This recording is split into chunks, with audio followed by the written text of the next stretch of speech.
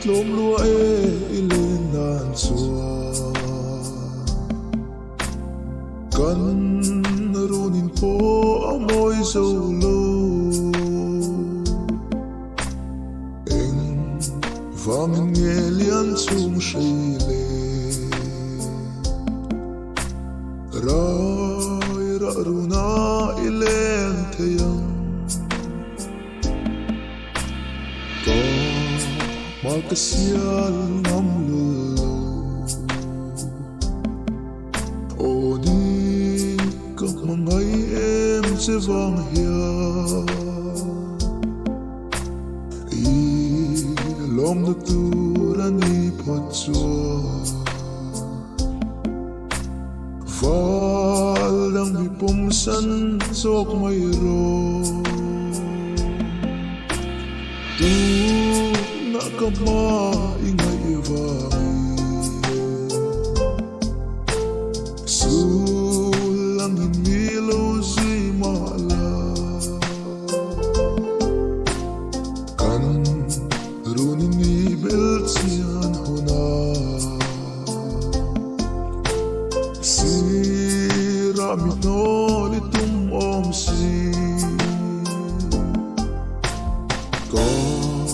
makasial ngam lulo o di các mangay em sẽ vang hia i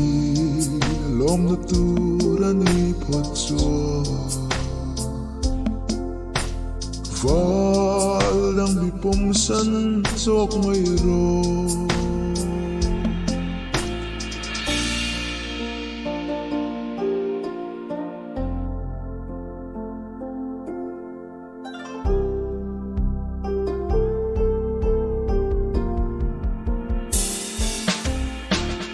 chung khoan ule mal som zara run moya kan len le hau chu ko vela kalom na ro nang he ka zong chuak zo ang che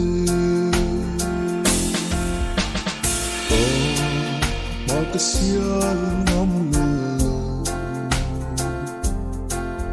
o di các mangay em sẽ vang hia i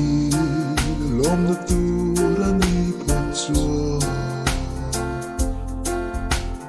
val đang bị bom san dọc mây ro